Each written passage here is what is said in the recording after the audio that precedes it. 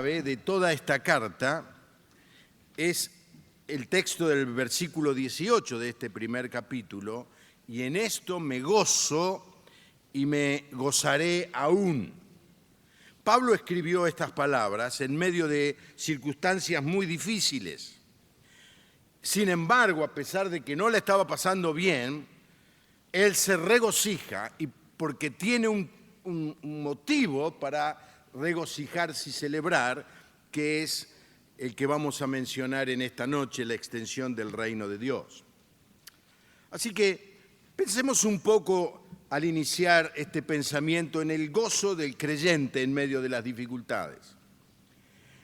Y leía yo un artículo que mencionaba que la madurez espiritual de un creyente puede ser medida, reconociendo qué es lo que produce que perdamos el gozo. Podemos medir el carácter espiritual de una persona, medir su fortaleza espiritual, medir su madurez espiritual, si somos capaces de reconocer qué es lo que le hace perder el gozo espiritual. De acuerdo a lo que sea que la persona pierda el gozo, allí está su nivel en la vida cristiana. Así que podés saber cuán maduro sos, cuán lleno del Espíritu Santo sos, fijándote en qué es lo que te hace perder el gozo, qué es lo que te llena de amargura, qué es lo que te hace llegar a ser una persona con un espíritu crítico o que endurece tu carácter. Porque la verdadera madurez espiritual no se evidencia cuando las cosas nos van bien, sino que la verdadera espiritualidad se evidencian cuando las cosas no van como nosotros pensamos o planeamos. Así que es una buena cosa preguntarte qué te hace perder el gozo. ¿El no haber podido cambiar el celular te hace perder el gozo? ¿El no poderte comprar la ropa que querías comprarte te hace perder el gozo? ¿O te hace perder el gozo quizá estar enfermo, tener una prueba en tu vida? O que sea, bueno, pastor, eso no me hace perder el gozo, pero la pérdida de un ser querido sí me ha hecho perder el gozo. Bueno, ese es el nivel espiritual que vos tenés. Porque el gozo no depende de las circunstancias en la vida del creyente, es resultado de la llenura del Espíritu Santo. Dice Gálatas 5:22, el fruto del Espíritu es amor, y la segunda palabra, ¿cuál es?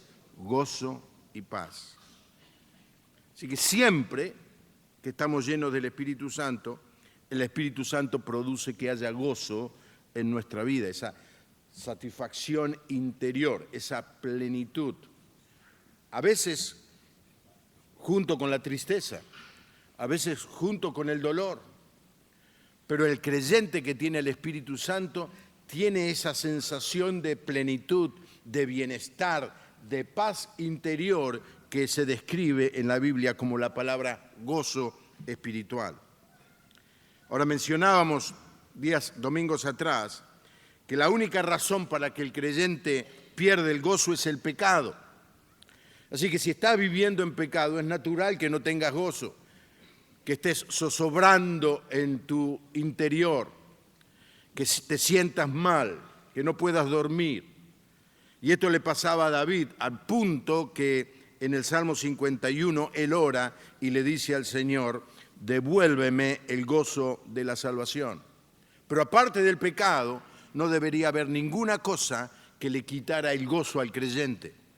Ni las pruebas, ni los ataques, si las metas no cumplidas, los conflictos, el quiebre de alguna relación. Ninguna de esas cosas debe hacernos perder el equilibrio espiritual y quitarnos el gozo.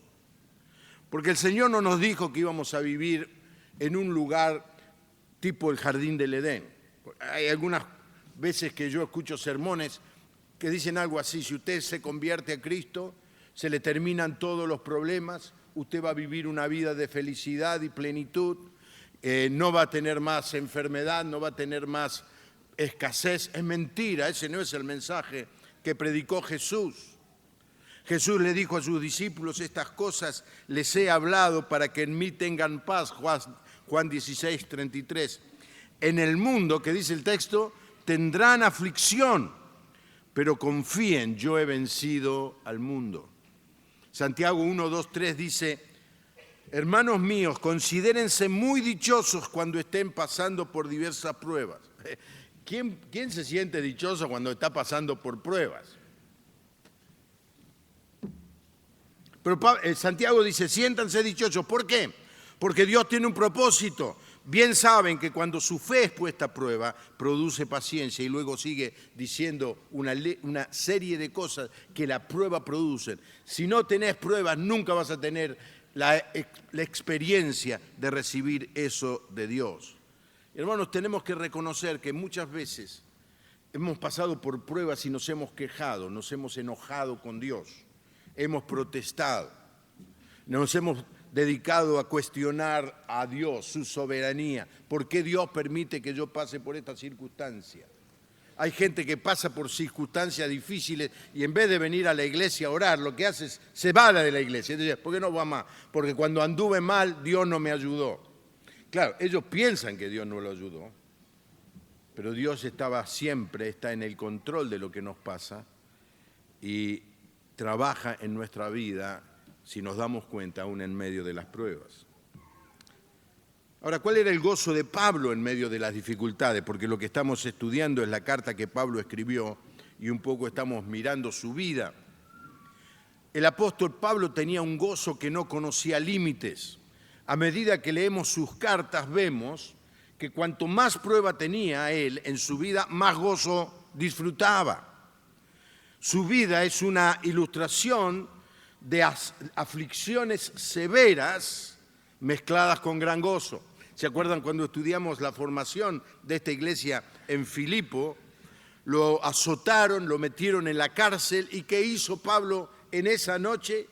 En vez de protestar, gritar, quejarse, ¿qué es lo que hizo? Se puso a cantar. ¿Por qué? Porque tenía un gozo interior que está por encima de las dificultades. Ahora Pablo quería ir a Roma y les escribió una carta a los creyentes en Roma, y en el capítulo 1, versículo 11 les dice: porque deseo veros para impartirles algún don espiritual a fin de que sean fortalecidos. Es decir, quiero ir a verlos a los creyentes de Roma.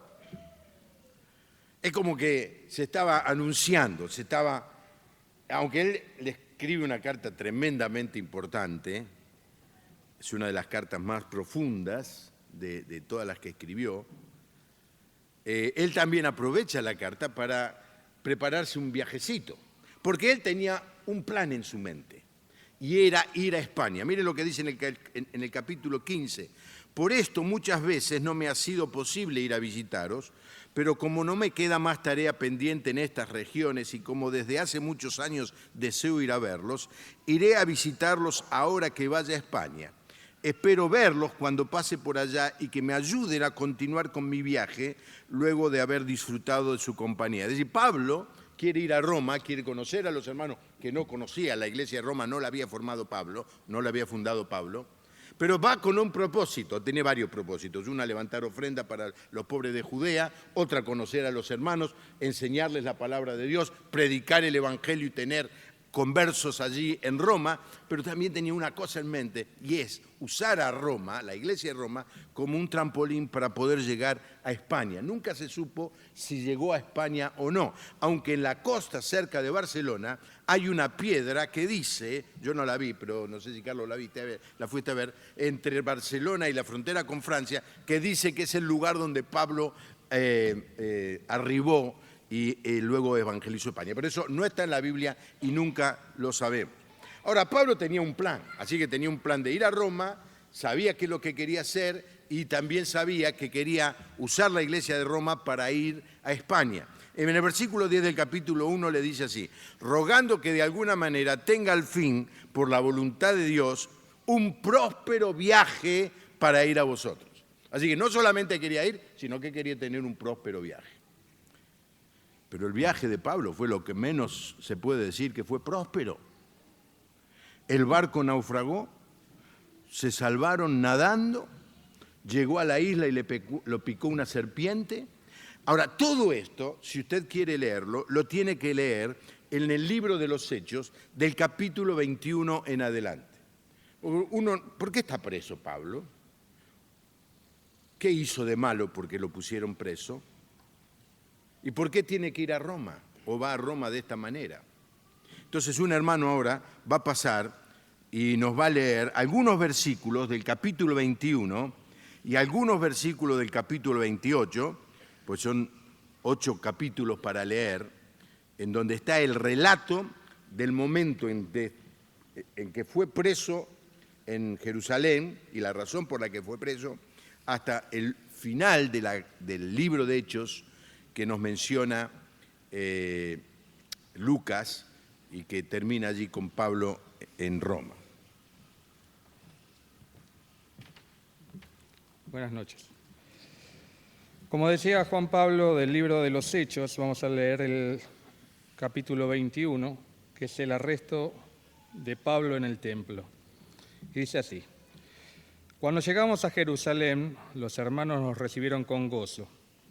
Y al día siguiente Pablo entró con nosotros a ver a Jacobo, y se hallaban reunidos todos los ancianos, a los cuales, después de haberles saludado, les contó una por una las cosas que Dios había hecho entre los gentiles por su ministerio. Cuando ellos los oyeron, glorificaron a Dios y le dijeron: Ya ves, hermano, cuántos millares de judíos hay que han creído y todos son celosos por la ley. Pero se les ha informado en cuanto a ti, que enseñas a todos los judíos que están entre los gentiles a apostatar de Moisés, diciéndoles que no circunciden a sus hijos, ni observen las costumbres. ¿Qué hay, pues? La multitud se reunirá de cierto, porque oirán que has venido. Haz, pues, esto que te decimos. Hay entre nosotros 4 hombres que tienen obligación de cumplir voto. Tómalos contigo, purifícate con ellos y paga sus gastos para que se rasuren la cabeza, y todos comprenderán que no hay nada de lo que se les informó acerca de ti, sino que tú también andas ordenadamente guardando la ley. Pero en cuanto a los gentiles que han creído, nosotros le hemos escrito determinando que no guarden nada de esto, solamente que se abstengan de lo sacrificado a los ídolos, de sangre, de ahogado y de fornicación.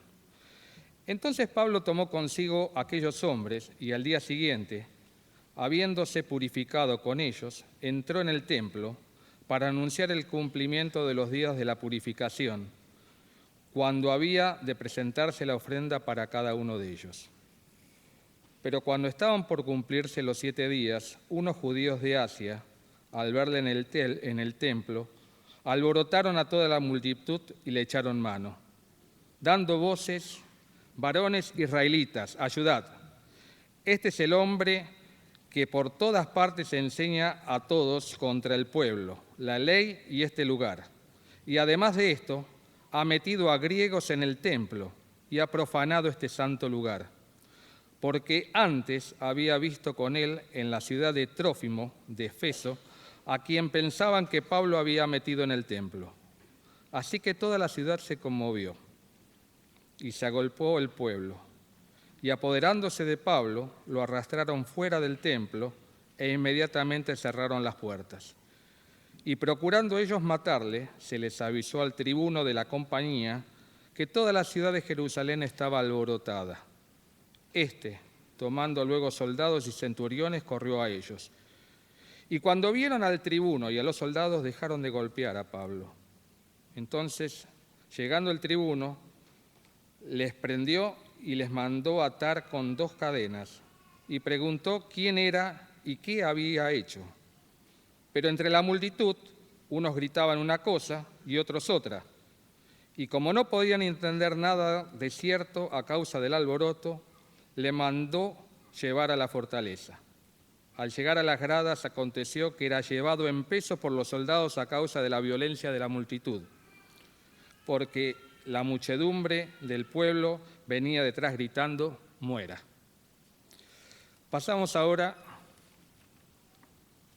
dentro del mismo libro de Hechos, al capítulo 28, versículo 11 al 16, que es la llegada de Pablo a Roma.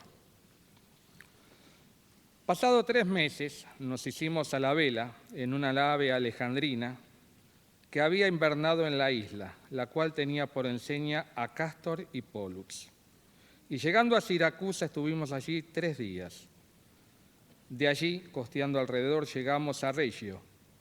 Y otro día después, soplando el viento sur, llegamos al segundo día a Puteoli, donde había hallado a hermanos que nos rogaron que nos quedásemos con ellos 7 días y luego fuimos a Roma. De donde, oyendo de nosotros, los hermanos, salieron a recibirnos hasta el foro de Apio y las 3 tabernas. Y al verlos, Pablo dio gracias a Dios y cobró aliento. Cuando llegamos a Roma, el centurión entregó los precios al prefecto militar, pero a Pablo se le permitió vivir aparte como un soldado que lo custodiase. Pasamos a los 2 últimos versículos del libro de Hechos, que narra. Y Pablo permaneció 2 años enteros en una casa alquilada y recibía a todos los que a él venían, predicando el reino de Dios y enseñando acerca del Señor Jesucristo abiertamente y sin impedimento. Gracias, hermano. Gracias.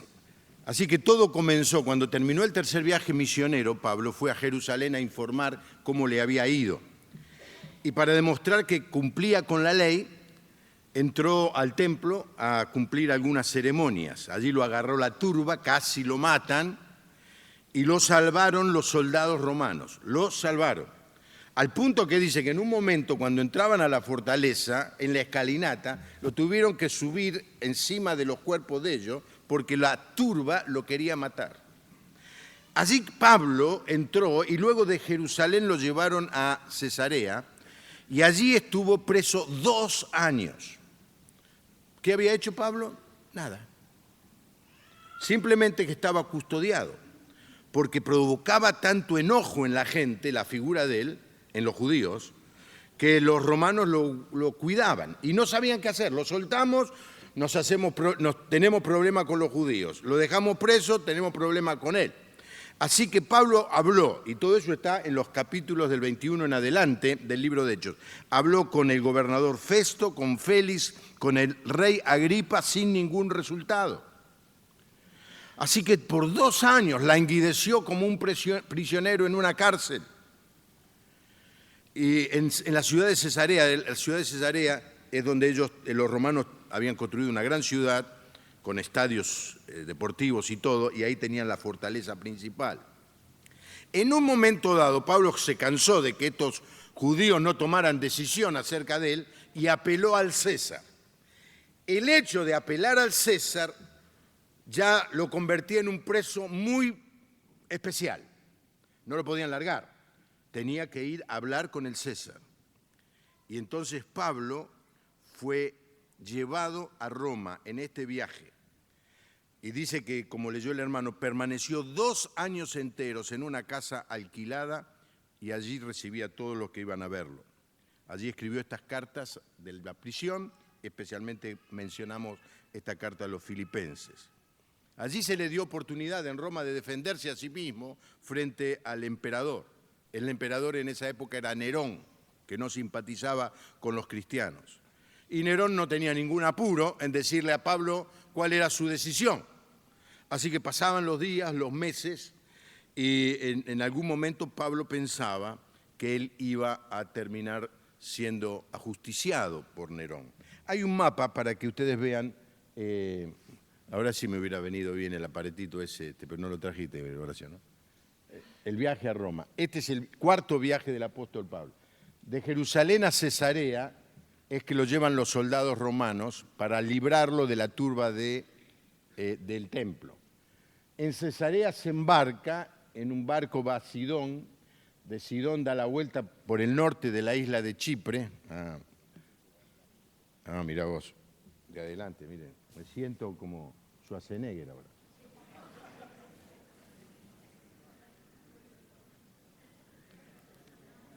Lástima que no le puso pila este. Bueno, da la vuelta. No, no. Ahí está. Anduvo una vez. Pasa por el norte de la isla de Chipre, llega a esa ciudad. Todo eso está relatado en un viaje. Estaban un poco apurados. Otro. Ay, ay, ay. Ahí está. Están allí unos días, vienen para aquí, paran en la isla de Creta y allí empiezan a dudar si siguen o no siguen. Se les estaba viniendo el invierno. Y parece que tuvieron buenos días al principio, un buen tiempo, y dijeron, bueno, seguimos.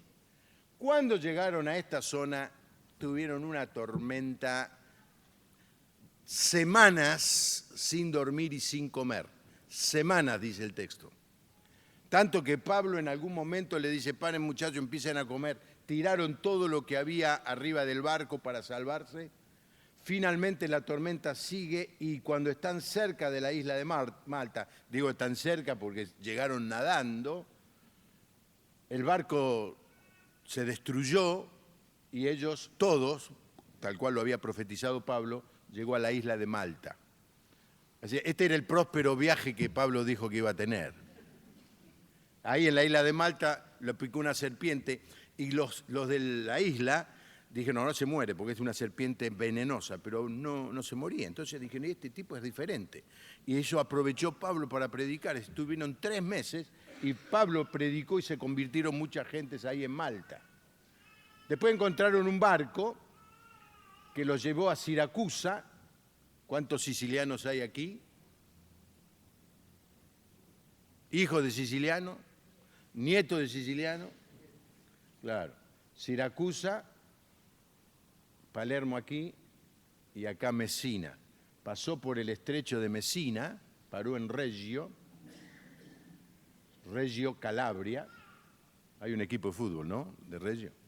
Siguió en el barco con viento a favor, llegó a Puteoli y ahí fue caminando por la vía Apia y llegó a un lugar que se llama Tres Tabernas, dice que se puede ver en el día de hoy.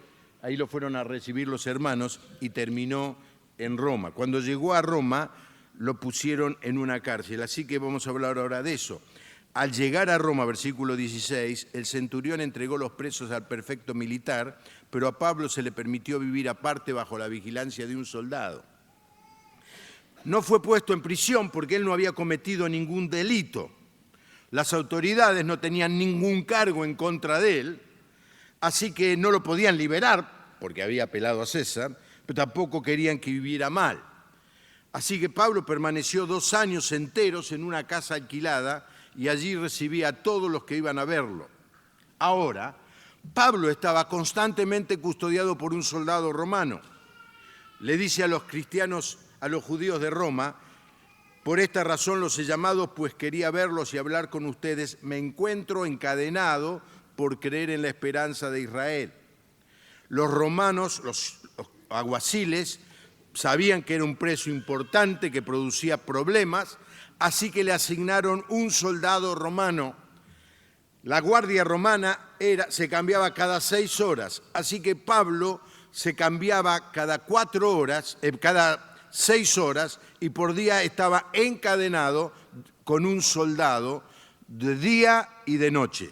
Pero, aparte de eso, tenía libertad, al punto que dice, y sin ningún temor ni impedimento, les predicaba acerca del reino de Dios y les enseñaba acerca del Señor Jesucristo. Así que tenía una audiencia cautiva, tenía un soldado encadenado y tenía libertad para que vinieran las personas que querían visitarlo.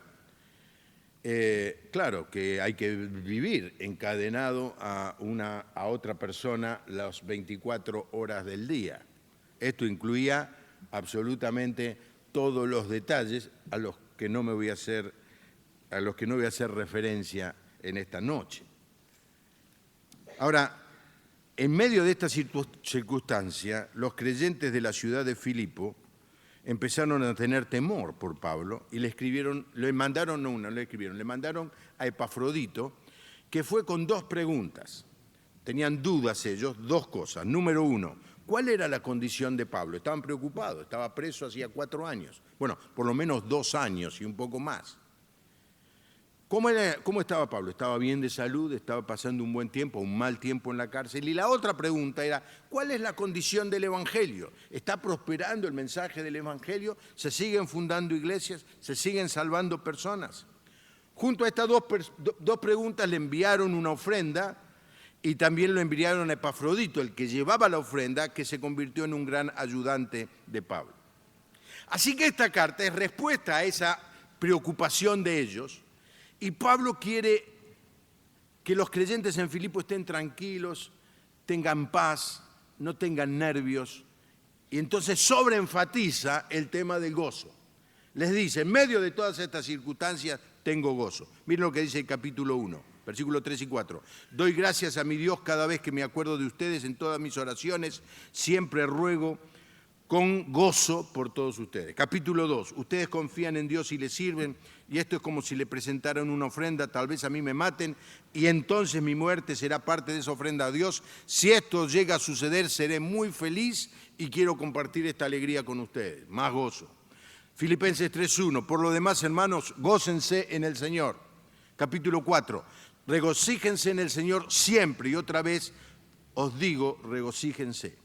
El apóstol Pablo se gozaba en el Señor y quería que los creyentes aprendieran a vivir esa clase de vida. Si el gozo tuviera que ver con el placer que él estaba teniendo, o con poseer cosas materiales, o con tener libertad y disfrutar de los viajes y de las cosas que él hacía cuando tenía libertad, o tener éxito, o tener buena fama, si hubieran necesitado algo de eso para tener gozo, Pablo no hubiera tenido gozo porque no tenía nada de eso, nada de eso. Pero el gozo se centraba en otra cosa. El gozo de Pablo era un gozo porque veía crecer la obra de Dios y no se preocupaba en nada más. Pablo tenía gozo en medio de los problemas. Y también tenía gozo frente a aquellos que lo acusaban, los detractores. Este va a ser el mensaje del domingo que viene. Cómo poder tener gozo en medio de la acusación de aquellos que no nos aman. Y luego tenía gozo aún pensando en la proximidad de la muerte. Y luego tenía gozo pensando que él iba a seguir viviendo. Para mí el vivir es Cristo y el morir es ganancia. Así que vamos al mensaje, gozo en medio de los problemas. Dice el texto, quiero que sepan, hermanos, que lo que me ha sucedido más bien ha servido para el avance del Evangelio. De tal modo que mis encarcelamientos por Cristo se han hecho evidentes en todo el pretorio y en todos los demás. Con mis encarcelamientos, la mayoría de los hermanos ha cobrado ánimo en el Señor y más se atreven a hablar de la palabra sin temor. Pablo tenía gozo en medio de los problemas. Comienza este párrafo diciendo, quiero que sepan. Es una expresión como nosotros le decimos a nosotros, me gustaría que entiendas esto. Y la dice por dos razones. Quiere marcar la importancia de lo que va a decir y no quiere que los creyentes en Filipo tengan malas interpretaciones. Esto es por la afirmativa, quiero que sepan. Por la negativa, usa la misma expresión por la negativa en 1 Tesalonicenses 4:13 cuando dice, no queremos, hermanos, que ignoréis. Acá le dice, queremos, hermanos, que ustedes sepan. Porque los creyentes tenían miedo de que Pablo estuviera pasando un muy mal momento. Entonces él no quiere que ellos estén confundidos en este punto. Los llama hermanos porque los quiere. Y Pablo quería que ellos entendieran, no importa las circunstancias, el avance del Evangelio sigue adelante. Y Pablo quiere mostrarle, miren, yo tenía un plan, pero Dios tenía un plan mejor que el mío. Y el plan de Dios es siempre superior al plan de los hombres. Nosotros muchas veces tenemos planes y los llevamos a cabo y no le dejamos espacio al plan de Dios. Es sorprendente que cuando Dios actúa en nosotros y nos muestra su plan, el plan de Él es siempre superior al nuestro. Pablo estaba consumido por esa pasión de que el Evangelio crezca, que el Evangelio se extienda. Así que no le importaba su circunstancia, vivir en la cárcel encadenado a un soldado las 24 horas del día. Él tenía gozo porque veía que la iglesia seguía adelante, el evangelio prosperaba. Este es un buen momento para preguntar, ¿qué es lo que te produce gozo a vos? ¿Qué es lo que te apasiona? ¿Qué es lo que ocupa tu mente? ¿Qué es lo que ocupa tu tiempo? Porque de la abundancia del corazón hablan la boca. Y somos lo que pensamos. Y desgraciadamente muchas veces los cristianos estamos más atados a las cosas materiales, a las cosas de este mundo, que a las cosas de Dios. A Pablo no le importaba mucho lo que a él le pasaba. Cuando le habló a los pastores, a los ancianos de Éfeso en Mileto, en el capítulo 20 del Hechos, le dice: pero eso a mí no me preocupa, pues no considero mi vida de mucho valor, con tal de que pueda terminar con gozo mi carrera y el ministerio que el Señor Jesús me encomendó de hablar del Evangelio y de la gracia de Dios. Pablo tenía un motivo por el cual vivir. Y no le importaba si las otras circunstancias en la vida no le eran favorables. Él estaba contento porque estaba cumpliendo la obra de hablar del Evangelio y de la gracia de Dios. Cuando le escribe a los de Roma les dice lo mismo: estoy ansioso de anunciar ese Evangelio también a ustedes que viven en Roma. Y cuando le escribe a los de Corinto le dice algo todavía más fuerte: ¡ay de mí si no predico el Evangelio! Este es el hombre de Dios que dice: sed imitadores de mí como yo de Cristo. Al verlo tan apasionado por la predicación del Evangelio, uno se pregunta naturalmente: ¿yo tengo esa misma pasión? ¿Me preocupa hablarle a otros del Señor? ¿Utilizo cada circunstancia y oportunidad que tengo para compartir lo que Dios hizo en mi vida? Pablo tenía un obstáculo, que era el que él estaba preso, pero el Evangelio no está preso. En Timoteo dijo: la palabra de Dios nunca está preso.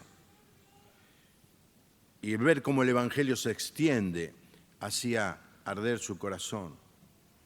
Y él había aprendido algo, que muchas veces el diablo quiere detener el avance del Evangelio, y Dios utiliza las artimañas del diablo para su bien, y termina usando lo que el diablo quiere hacer para que mucha gente conozca al Señor como Señor y Salvador.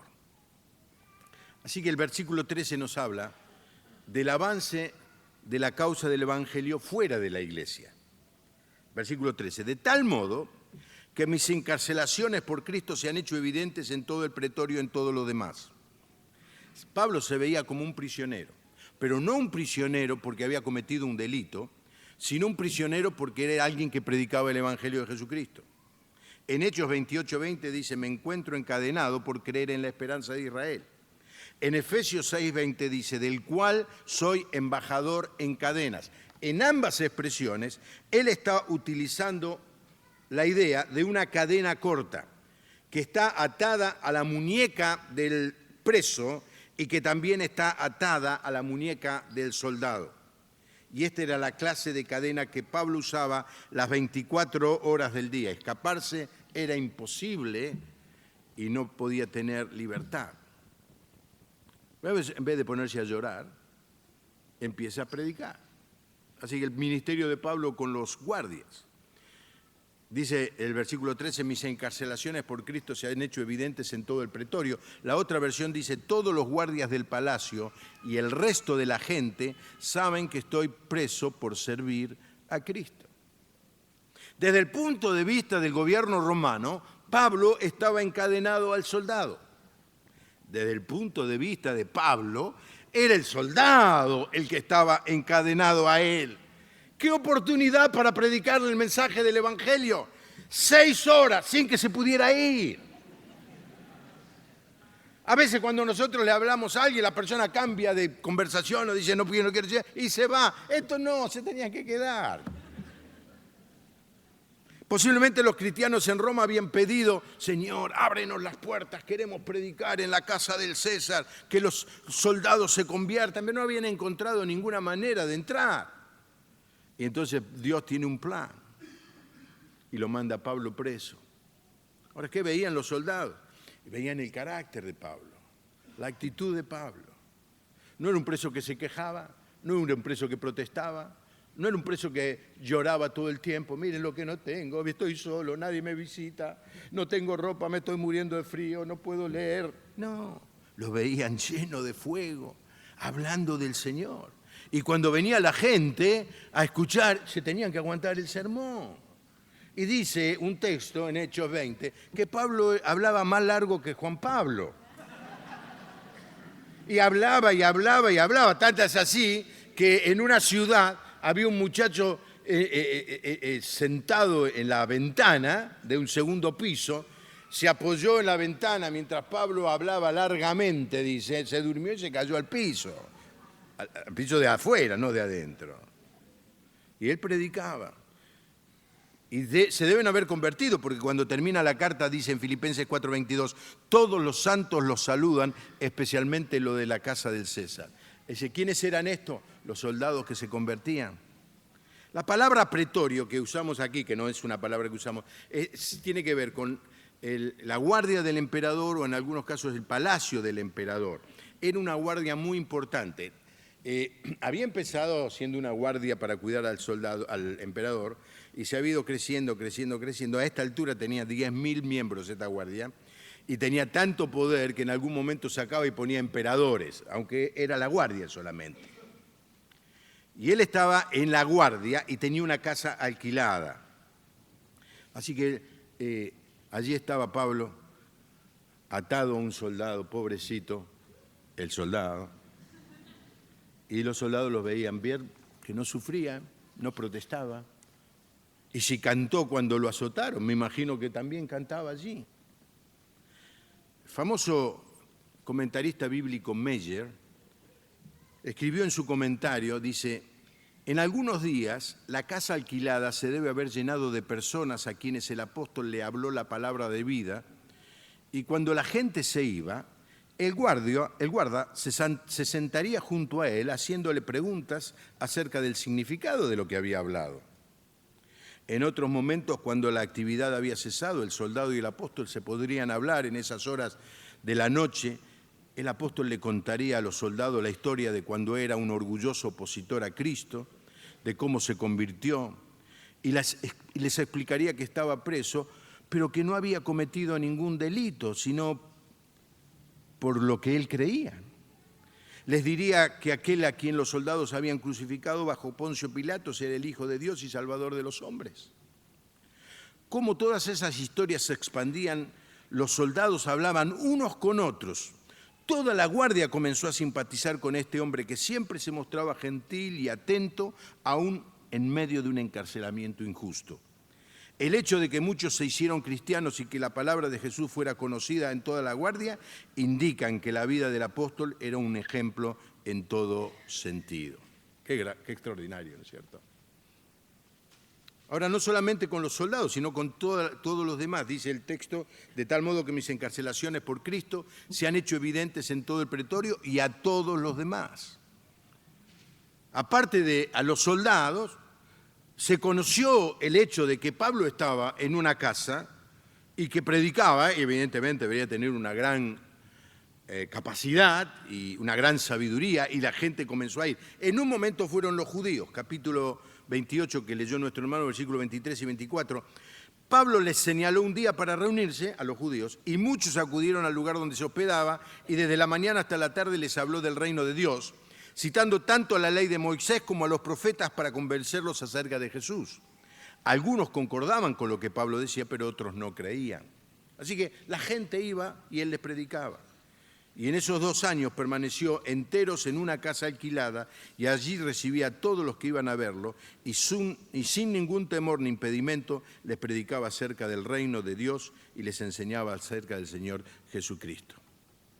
Hay gente que dice, no puedo predicar, pastor. Estoy atado a mi trabajo, paso muchas horas en la oficina, tengo que estar conectado a la computadora. Otro me dice, soy chofer, tengo que manejar todo el día el taxi o el colectivo. Otro dice, yo trabajo en una empresa, soy vendedor o soy obrero en una fábrica, no puedo predicar. Pero la lección aquí nos muestra que no importa si estás encadenado a un escritorio, a una herramienta, a un aula, a un volante, a un puesto de vendedor, siempre podés vivir de una manera que haga que el Evangelio sea creíble. Hermano, Pablo usaba la situación que vivía como una oportunidad para predicar el Evangelio. Y cada uno de nosotros tiene que ver su situación. ¿Dónde estás trabajando? ¿Solo? Es decir, salvo que seas astronauta y te manden solo y no tengas con quién hablar. Seguro que trabajas con gente, con personas, clientes. Tenés personas a las que hablarle, a las cuales manifestarle el amor de Dios, pero a las cuales demostrarle tu vida, que habla mucho más que tus palabras. Algunos dicen, ¿sabe qué pasa? Es muy difícil, en un lugar de oposición y de burla, es muy difícil. ¿Saben qué dicen? ¿Qué dice este pasaje? Es que es más difícil predicar en un lugar donde todos son buenos que en un lugar donde hay gente mala. Donde todos son buenos y donde hay paz, es muy difícil marcar la diferencia. Pero donde hay dificultades, donde hay problemas, donde hay oposición, donde hay crítica, donde hay burla, es allí donde el creyente puede mostrar el carácter de Cristo que habita en su vida. Y luego vemos el avance de Cristo dentro de la iglesia. Con mis encarcelamientos, la mayoría de los hermanos ha cobrado ánimo en el Señor y más se atreven a hablar la palabra sin temor. Dale a entender que la iglesia de Roma estaba un poco debilucha en su fe, en su audacia, en su energía, y que no sabían cómo predicar el Evangelio. ¿Por qué? Porque había una gran oposición. Los judíos le dijeron a Pablo, en versículo 22, una cosa queremos y es que nos diga lo que piensas, porque hemos sabido que en todas partes se habla en contra de este nuevo grupo al que tú perteneces. Eso es lo que pasaba a los cristianos. En todas partes se hablaba, ¿en qué? ¿A favor o en contra? En contra. ¿No les resulta conocido eso ahora? Y entonces puede ser que algunos de los de Roma dijeran, mejor callarnos la boca, mejor pasar desapercibidos, mejor poner cara de tonto, cara de póker. Y si hablan de religión, vos no digas nada. Y si alguien está necesitado, mirá para otro lado, porque a ver si te pasa como Pablo y terminás preso en la cárcel. Hermanos, es cuando llega el momento de prueba que la iglesia es purificada y es cuando llega el momento de persecución que la iglesia crece más que nunca. La iglesia de China es la iglesia más grande en un país hoy en el mundo. En la década del 50, Mao Zedong echó a todos los misioneros y metió preso a todos los pastores. Desde afuera era imposible tener contacto con los creyentes de adentro. Pasaron décadas, no se sabía nada, Así que se sospechaba que la iglesia en Japón, en China, había desaparecido. Pero cuando las puertas se abrieron y algunos chinos empezaron a tener libertad para poder volver, encontraron que en vez de achicarse la iglesia, dicen que cuando se fueron los misioneros, había 1 millón de cristianos. Y ahora se calcula que hay más de 100 millones de cristianos. Me acuerdo que vino una vez Juan Romero, el famoso cantante mexicano, compositor de Eran 100 ovejas, ¿se acuerdan de esa canción? Y Juan Romero fue de turismo, en la época que no se podía decir nada. Fue a hacer turismo con un grupo de gente, pero se moría por saber si había cristianos. Y entonces estaba en un mercado y dice, ¿cómo le digo a los chinos que soy cristiano? Y entonces es un tipo muy extrovertido, se paró y dice, ¡aleluya!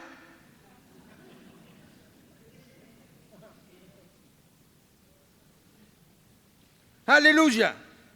Y empezaron a venir, ¡aleluya! ¡Aleluya! ¡Aleluya! Y le traían a otro, ¡aleluya! ¡Aleluya! Y lo único que podían decir era ¡aleluya! Iba por todos lados y se encontraba con gente, 100 millones de cristianos, en una fuerza misionera increíble en medio de la persecución. Así que yo estoy pensando, hermanos, que no estaría mal que Carlos, el pastor Carlos, fuera puesto preso.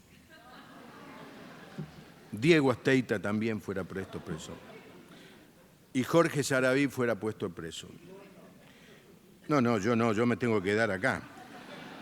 Y se produciría un gran... ¿Qué pasaría? ¿Dejarían de venir? ¿O el Señor nos llenaría de fuerza? No lo vamos a abandonar. Vamos a animarnos para predicar más y más el Evangelio de Jesucristo. Amén, hermano. Amén, a que estén presos. Porque el gozo del Evangelio de Pablo estaba en el hecho de que el Evangelio progresaba. ¿Qué te hace poner contento a vos? ¿Te pudiste comprar un LCD para ver los partidos de los sábados en HD? ¿O el partido del sábado? Uno tiene sus problemas también. ¿Qué dice el tango? Cada cual tiene su pena y nosotros la tenemos. Pero ¿qué es lo que te pone contento? ¿Qué es lo que te llena de gozo? Ahí está tu vida. Ahí está. ¿Querés medir tu vida? ¿Qué es lo que te hace poner alegría? ¿Qué es lo que te llena el corazón?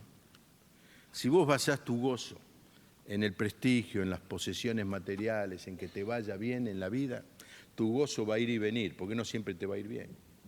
Pero si basás el gozo tuyo en la causa del reino, vas a tener un gozo permanente en el corazón. Amén, hermano. Inclinamos nuestro rostro y oramos al Señor. Gozo en medio de los problemas.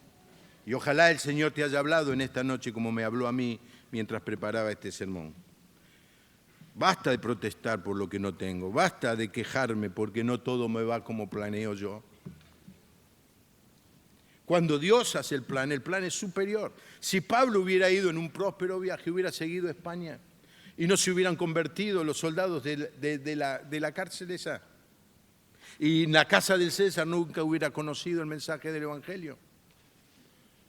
Se convirtieron y empezaron a morir. En las catacumbas de Roma se ve el cuerpo de algunos que se convirtieron por la prédica de estos soldados. Una de ellas es Santa Cecilia, la santa de la música.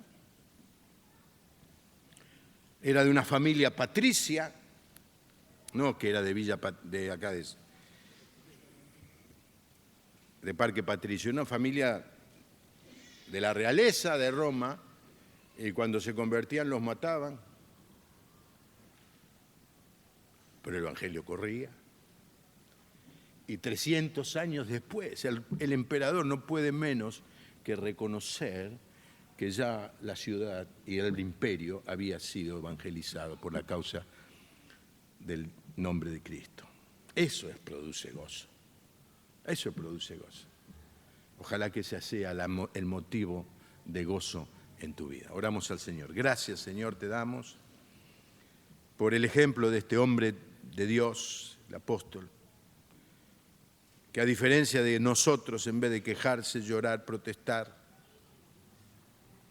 usaba las circunstancias, aprovechaba cada momento para predicar tu palabra. Y como te obedecía y hacía la cosa que más te gusta a vos que un cristiano puede hacer, estaba lleno de gozo. Gozo en medio de los problemas. Y Señor, al mirar el ejemplo de este hombre, nos sentimos avergonzados.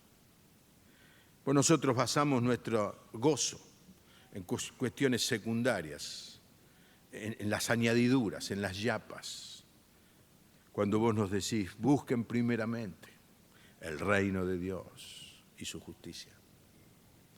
Señor, anima nuestros corazones para que podamos aprovechar cada circunstancia. Yo te pido a aquellos que trabajan manejando un taxi o manejando un colectivo o manejando un remis. Yo te pido por aquellos, Señor, que están atados, encadenados a un escritorio en una oficina. aquellos que están encadenados a un trabajo de venta. Señor, que se den cuenta en esta noche que los que están encadenados son los otros, que ellos tienen la libertad ahora de compartirles el mensaje del Evangelio y utilicen todas las circunstancias, todos los momentos para que tu Evangelio crezca y tu nombre sea conocido y muchos te conozcan como Salvador. Aleluya, Señor. Trae a nuestra vida, a la vida de tu iglesia, ese gozo que solo puede venir si te servimos con fidelidad. En el nombre del Señor Jesús. Amén. Amén. Que tenga una semana de mucho gozo, hermano. Que Dios le bendiga. Gracias.